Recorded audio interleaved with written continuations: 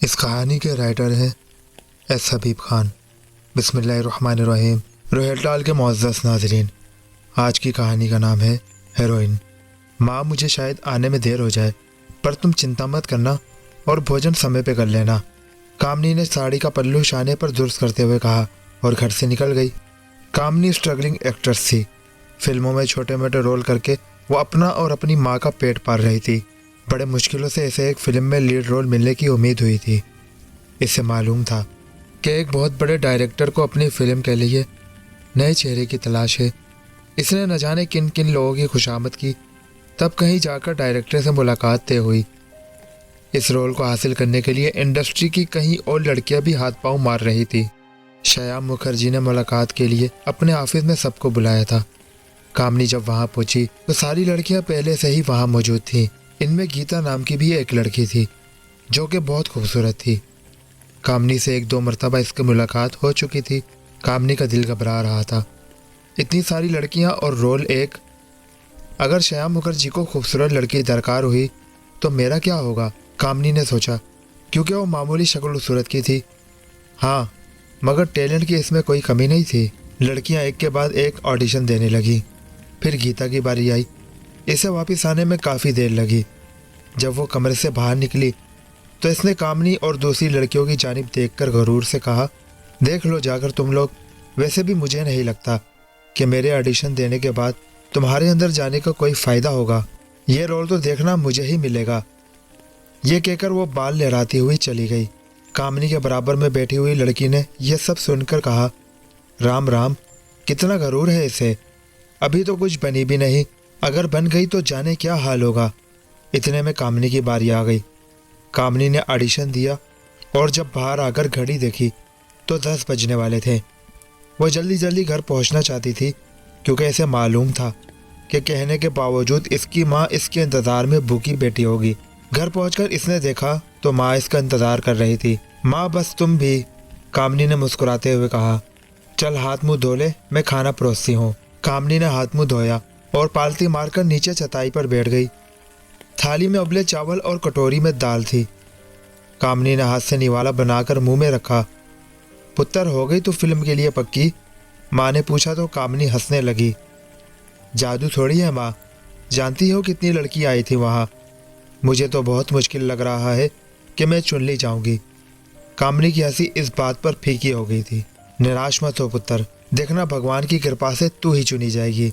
जब तू डायरेक्टर से मिलने गई थी तो मैं तेरे लिए प्रार्थना कर रही थी। और फिर दोनों माँ बेटी खाना खाकर बिस्तर पर लेट गईं।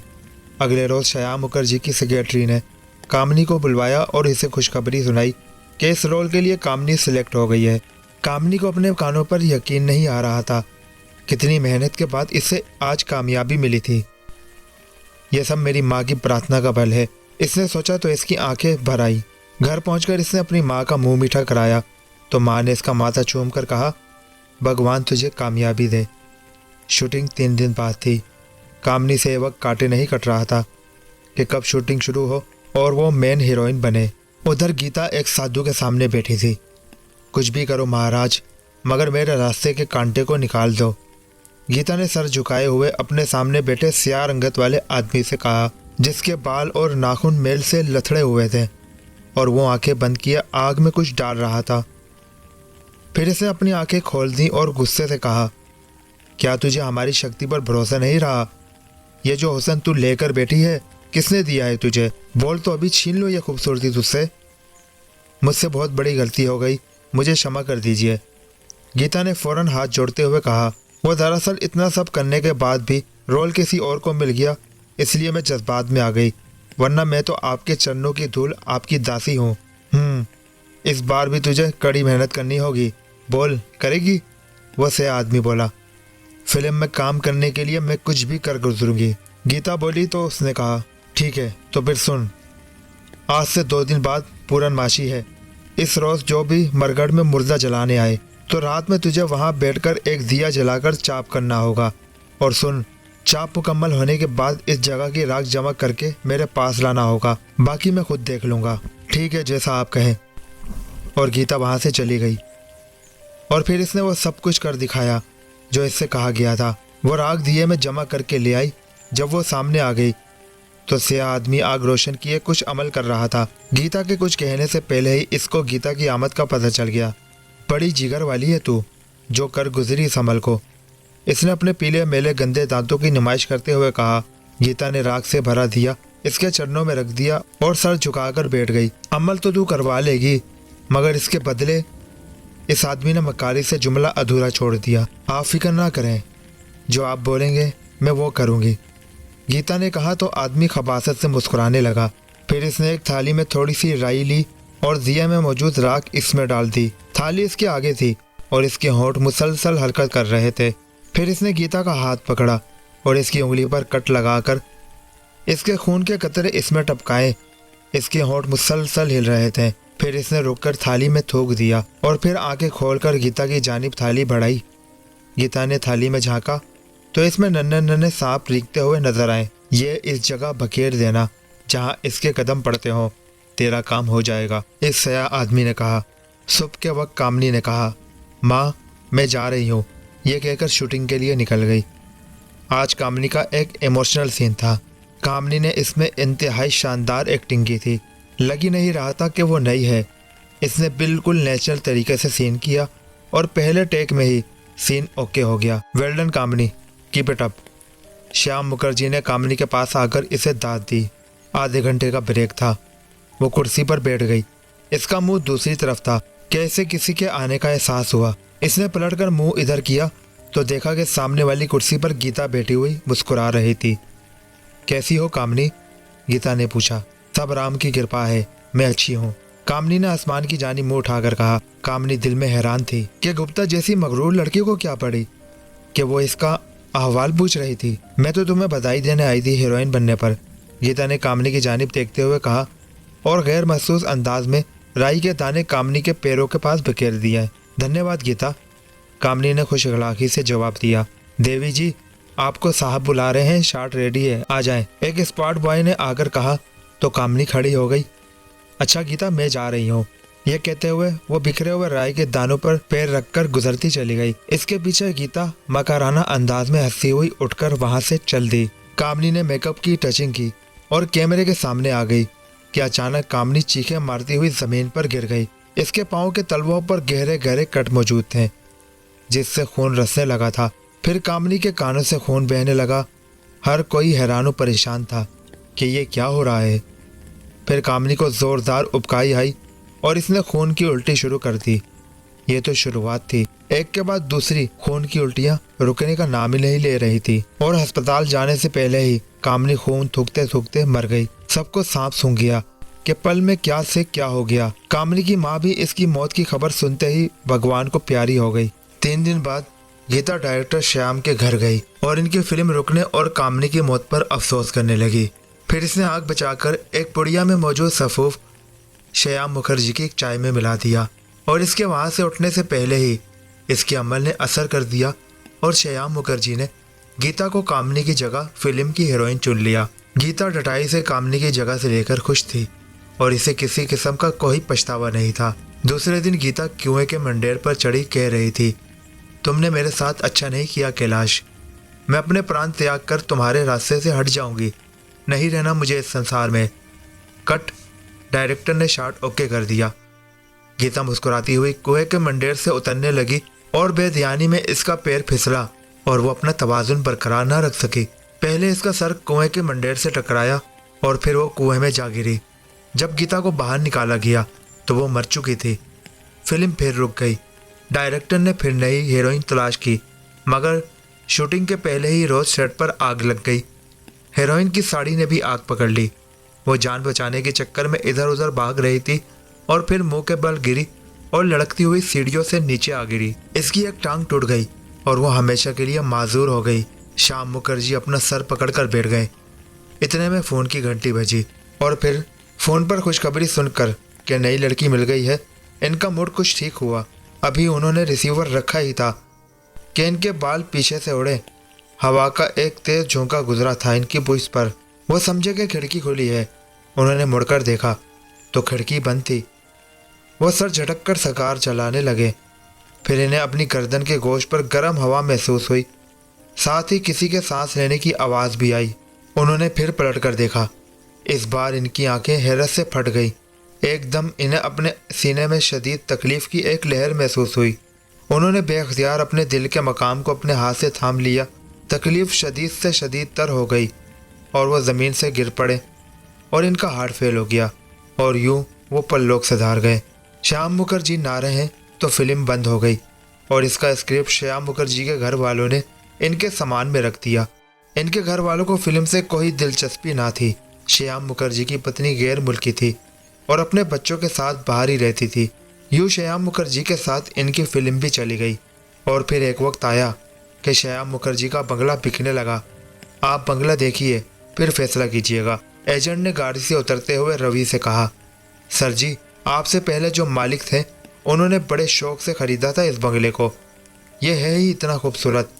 पारसी दौर की तर्ज तामीर है इस बंगले की, मगर मालिक की ज़िंदगी ने वफा न की जो वो ज़्यादा अरसे इस बंगले में रहते। आपको पता भी है वो कौन थे? एजेंट ने रवि को देखकर पूछा।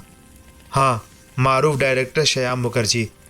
रवि ने लापरवाही से लाइटर से सिगरेट जलाते हुए कहा। एजेंट चंद लम्हे खामोश हुआ, फिर बोला, श्याम मुखर्जी ने अपनी ज़िंदगी का आखिरी वक्त इसी बंगले में गुजारा था। तुम श्याम मुखर्जी को छोड़ो, मेरी बात सुनो। रवि ने रूखे अंदाज में कहा, जो इसकी शहरत के बायस इसके अल्फाज में रच बस गया था। जी, एजेंट संभल कर बोला, बंगला मुझे पसंद आ गया है। पेपर रेडी करके ले आओ, पेमेंट हाथ के हाथ हो जाएगी।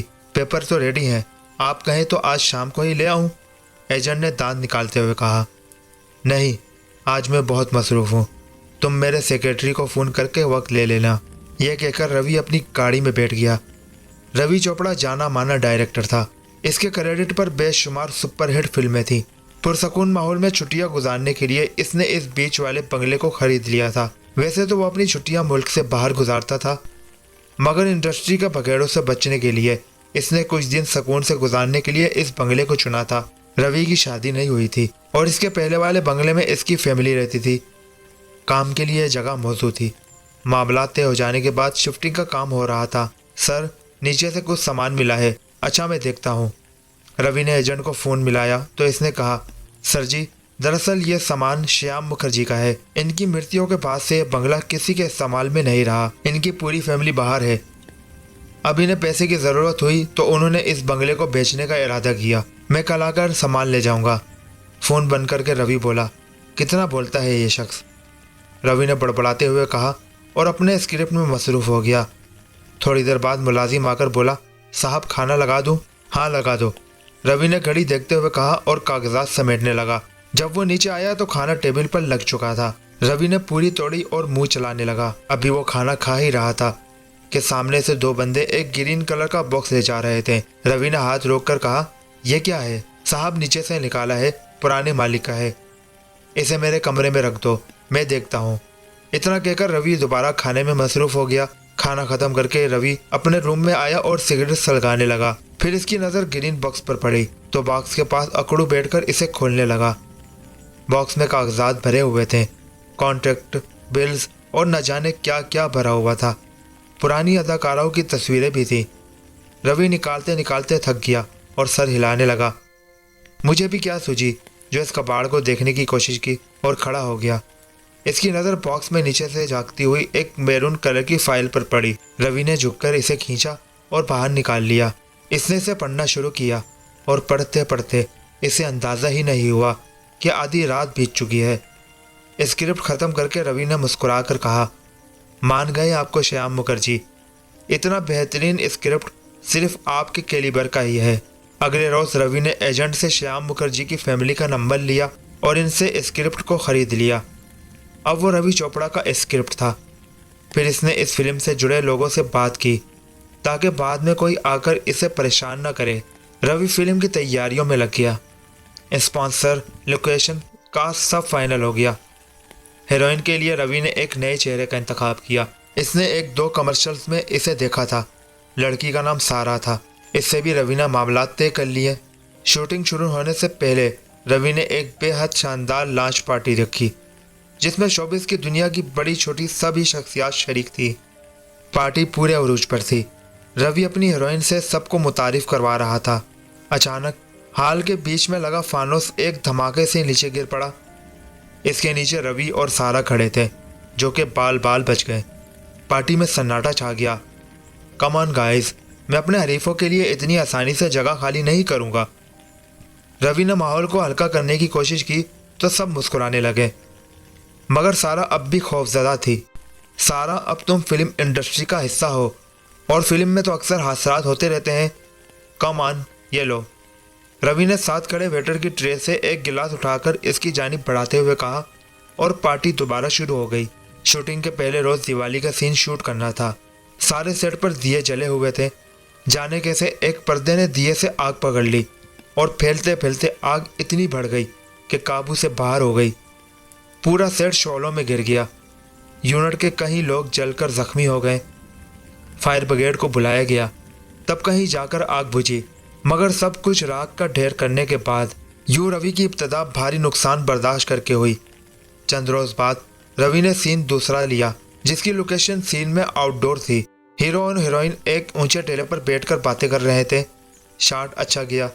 रवि ने ओके कहा। सारा जैसे ही खड़ी हुई, हीरो ने कहा, संभल कर सारा। नीचे से रवि ने कहा, सारा एहतियात से। सर में डरती नहीं हो? इतनी ऊंचाई से तो मैं कूद भी सकती हूँ, सारा ने हंसते हुए कहा। रवि जैसे ही पलटने लगा तो सारा ने ऊपर से नीचे छलांग लगा दी। सारा नीचे लगे हुए हिफाजती जाल पर जा गिरी। रवि का पारा एकदम हाई हो गया। ये क्या बेहूदगी थी सारा? सर वो मैं, सारा ने खौफजदा अंदाज से बोलना चाहा, मगर इसके अल्फाज हलक में ही अटक गए। शट अप, अगर ये जाल ना होता तो तुम्हारी हड्डी पसली एक हो जाती, समझी? रवि इस पर बरसकर वहां से गुस्सा करता हुआ चला गया। सारा कुर्सी पर बैठकर रोने लगी। हमें नहीं मालूम था सारा इतनी बहादुर है। हाँ भाई, मैं ऊंचाई से नीचे देखूं तो चक्कर आने लगते हैं। सारा तो वहां से कूद गई। एक ने हंसते हुए कहा, स्टॉप इट, दिमाग खराब नहीं है मेरा जो मैं इतनी ऊपर से कूद जाती। मुझे तो किसी ने धक्का दिया था, सारा ने रोंदी हुई आवाज में कहा। मगर सारा, वहां तो सिर्फ हम दोनों थे। हीरो, जो कि सारा के साथ सीन में था, इसने कहा। तो क्या मैं झूठ बोल रही हूँ? सारा ने जैसे चीखते हुए कहा और फिर रोने लगी। ओ कम ऑन, मेरा मतलब वो नहीं था। दरअसल कभी हवा बहुत तेज हो तो तवाज़ुन बिगड़ सकता है, इसलिए तो सब तुम्हें कह रहे थे एहतियात से। हीरो ने नरमी से सारा को समझाते हुए कहा तो सारा झीम गई। हाँ, आप सही कह रहे हैं, ऐसा ही हुआ होगा। आई am sorry for my behaviour. मैं जा रही हूँ, जूली को भेज देना, मुझे मेकअप करवाना है, सारा ने एक लड़के से कहा और शीशे के सामने बैठ गई कि अचानक इसे अपने बालों में किसी की उंगलियों का एहसास हुआ। इसने शीशे में गौर से देखा। इसकी लटें हिल रही थी, मगर नज़र कोई नहीं आ रहा था। फिर किसी ने इसके बालों को जकड़कर इसे ऊपर उठाया और सामने दीवार की तरफ धक्का दे दिया। सारा पुश्त के बल दीवार से टकराई और वहीं खड़े खड़े झटके लेकर तड़पने लगी। दीवार में लगा हुआ हुक इसकी गर्दन के बीच से आर पार हो गया था। मरने से पहले सारा की आंखों ने एक वजूद को देखा और फिर वो ठंडी हो गई। जूली वैन में मेकअप करने आई तो इसकी चीखों ने पूरे यूनिट को जमा कर लिया। पुलिस को इन्फॉर्म किया गया, मगर सारा की मौत का जिम्मेदार कोई सामने ना आ सका, क्योंकि सारा के जिस्म से किसी के फिंगरप्रिंट्स ना मिले। काफी दिन तक मामला चलता रहा, मगर कोई सबूत ना मिला। रवि ने नए सिरे से हीरोइन तलाश की। अब साक्षी सारा की जगह काम कर रही थी। इस मर्तबा रवि ने एक गाना शूट करने का सोचा। लोकेशन बहुत खूबसूरत थी, आबशार, दरिया और बड़े बड़े पत्थर जिन पर हीरोइन गाना फिल्मा रही थी कि अचानक गाना शूट कराते कराते साक्षी सपाट से पानी में जा गिरी। पानी ज्यादा गहरा नहीं था, मगर साक्षी गिरकर दोबारा ऊपर न आई। 2-3 लोग पानी में कूदे, मगर साक्षी का कहीं नामो निशान तक ना था। रवि चोपड़ा अपना सर पकड़कर बैठ गया। ओह गॉड, फिल्म शुरू करके मैंने बहुत बड़ी गलती की है। फिल्म है कि बनने का नाम ही नहीं ले रही। नुकसानात पर नुकसानात। अब आए दिन पुलिस का झंझट, क्या करूं? वो ये सब सोच सोच कर परेशान सा हो गया। रवि ने रात का खाना भी नहीं खाया और सिगरेट पर सिगरेट फूंक रहा था। इसका जहन फिल्म में उलझा हुआ था। ठक ठक, सर, आनंद बाबू आए हैं, नौकर ने अंदर आकर कहा। आनंद बाबू? इस समय? रवि ने घड़ी देखते हुए कहा। रात के 11 बज रहे थे। अच्छा, इन्हें काफ़ी सर्व करो, मैं आता हूँ। रवि ने सिगरेट एश ट्रे में भिजाई और शर्ट पहनने लगा। आनंद बाबू बहुत बेहतरीन और सीनियर कैमरामैन थे। इनका तजुर्बा सालों पुराना था और उन्होंने इंटरनेशनल फिल्म में भी काम किया हुआ था। हर डायरेक्टर इन्हें अपनी फिल्म के लिए लेने की कोशिश करता था। वो रवि के साथ इस फिल्म में शामिल थे। रवि जब आया तो आनंद बाबू किसी गहरी सोच में गर्क थे। क्या हाल है आनंद बाबू, सब खैरियत तो है ना जो आप इस समय?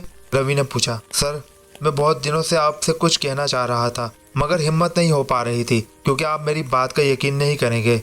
मगर अब मैं मजीद खामोश नहीं रह सकता क्योंकि मेरी खामोशी नाकाबिले तलाफी नुकसान का बाइस बन जाए। आप फिल्म के बारे में बात कर रहे हैं?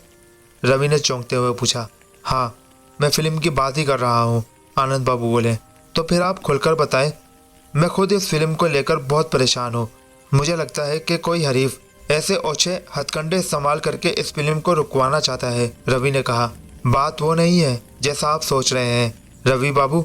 दरअसल ये फिल्म ही मनहूस है। जब आपने ये फिल्म शुरू की थी तो मुझे नहीं मालूम था कि ये वही फिल्म है जिस पर श्याम मुखर्जी काम कर रहे थे। जब भी मैं इस फिल्म का हिस्सा था इस वक्त भी यह फिल्म मुकम्मल ना हो सकी। जब भी मैं इस फिल्म का हिस्सा था इस वक्त भी यह फिल्म मुकम्मल ना हो सकी थी। हर रोज़ कोई ना कोई नुकसान होता।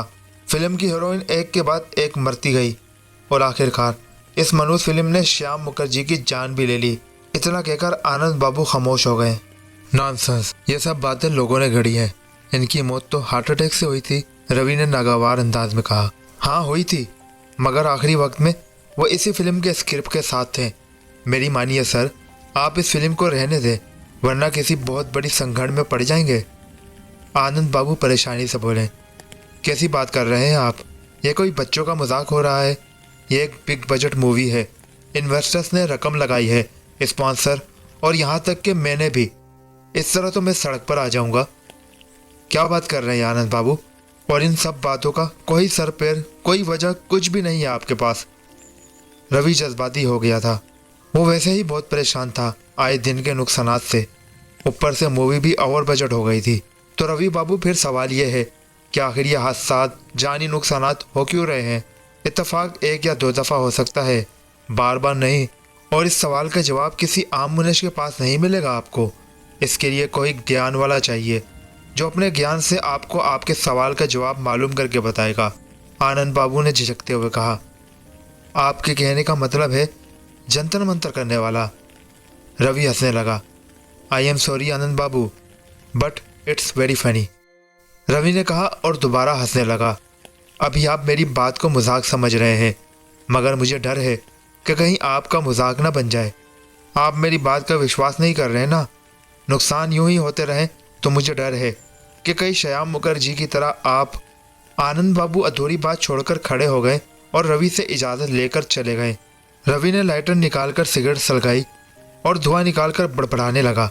दुनिया कहाँ से कहाँ पहुँच गई है और हम जाहिल सोच के लोग जादू टोने में पड़े हैं। रवि ने अपने असिस्टेंट को हिदायत दी कि पहले जितने भी सीन हीरोइन के बगैर हैं वो शूट होंगे, इसकी अरेंजमेंट करो। आखिर फिल्म आगे बढ़े तो सही। असिस्टेंट जी सर कहकर तैयारियां करने लगा। सेट लग गया। रवि ऊपर से नीचे हर चीज़ का जायजा लेकर नीचे आ गया। सब ठीक था। इस बार रवि काफ़ी एहतियात कर रहा था। सीन ये था कि हीरो सीढ़ियाँ उतरकर नीचे आता और फिर सोफे पर बैठी अपनी माँ के बराबर बैठकर बातें करता। सीन शुरू हुआ। हीरो ऊपर की मंजिल पर खड़ा था। फिर वो चलकर सीढ़ियों तक आया और आहिस्ता आहिस्ता सीढ़ियाँ उतरने लगा। पहला स्टेप, फिर दूसरा। कैमरा हीरो के कदमों को फोकस कर रहा था। फिर तीसरा और चौथा कदम उठाने पर हीरो उछलकर नीचे आ गिरा और यूं गिरा कि फिर उठ ना सका। इसकी गर्दन पूरी पीछे मुड़कर टूट गई थी। सब हक्का बक्का रह गए।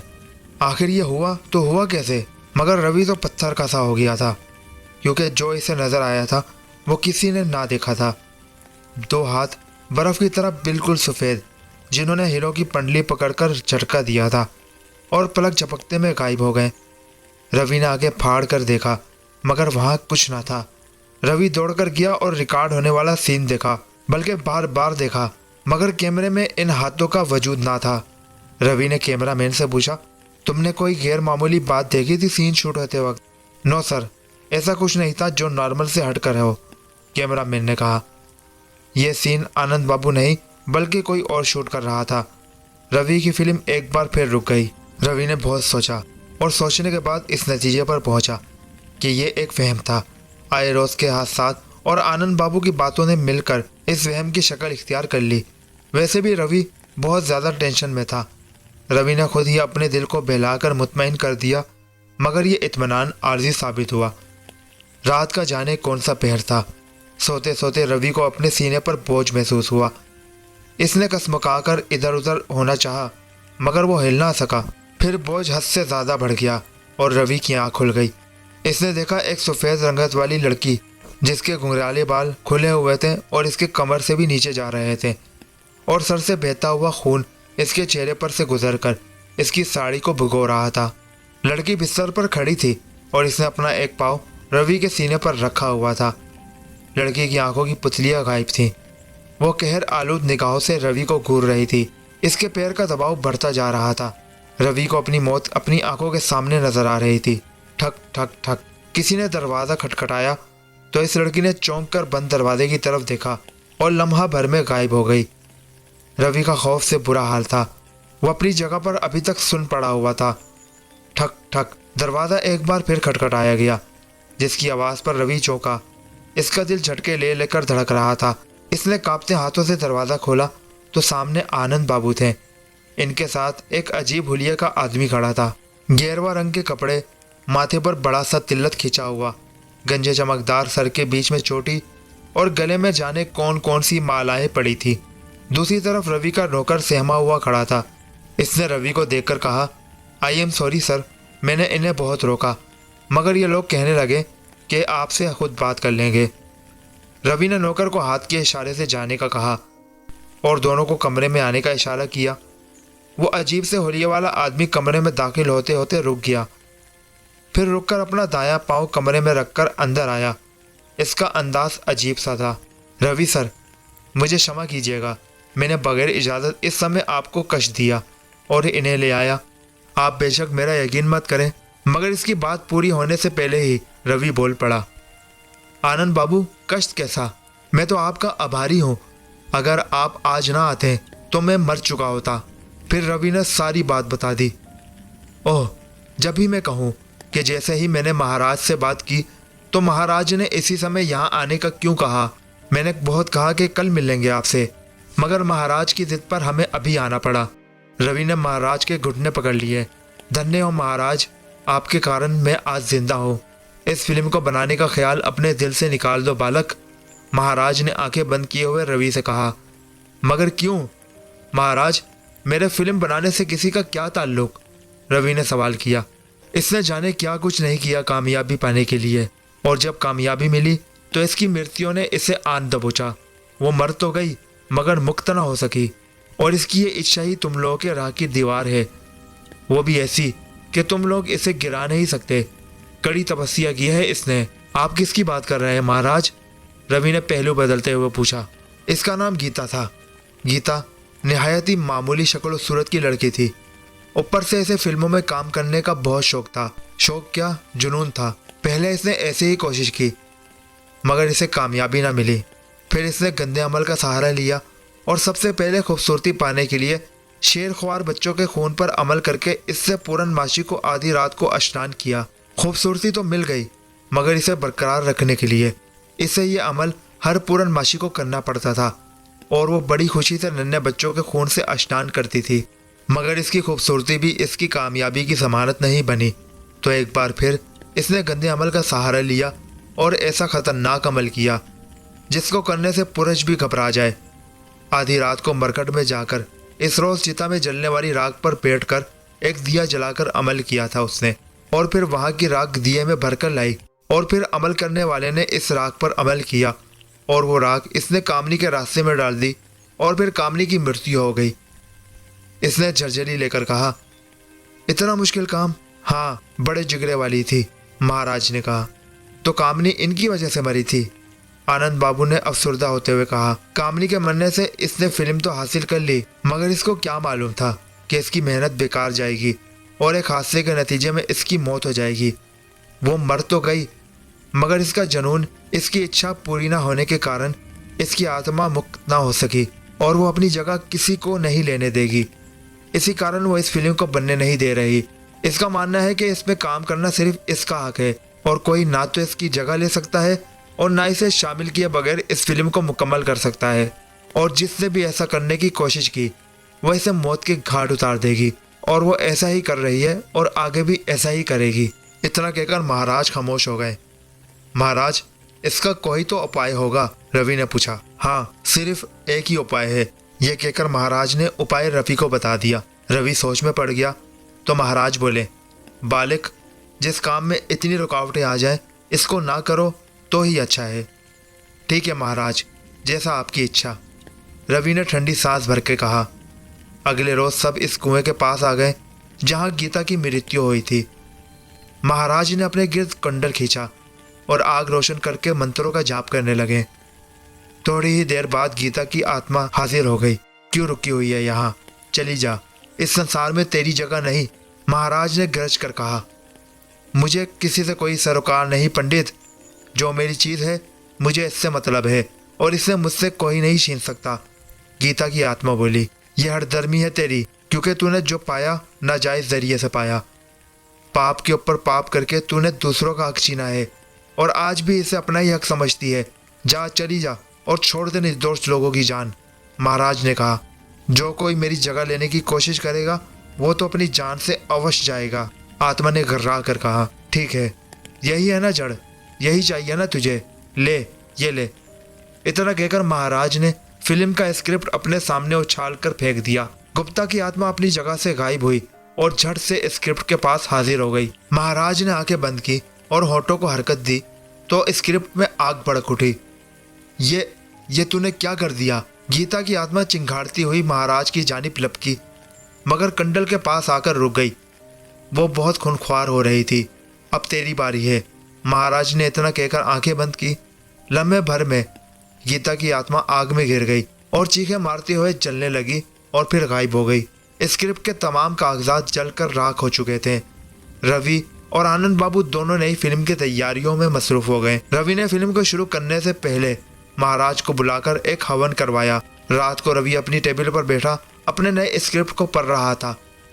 पिछले जो दिन इसने गुजारे थे वो सब इसके जहन में महफूज थे और रवि ने इन सब को अपने स्क्रिप्ट में कैद कर लिया था और इसने अपने ऊपर बीते हुए हालात पर एक हॉरर फिल्म बनाने का इरादा कर लिया था। वो अपनी नई फिल्म हीरोइन की शूटिंग स्टार्ट करके बहुत खुश था। इसने फाइल बंद की और अपने बिस्तर पर लेट गया। यह थी आज की पुरस्कार कहानी। कैसी लगी कमेंट्स में ज़रूर बताइएगा। किसी और कहानी के साथ मुलाकात होगी।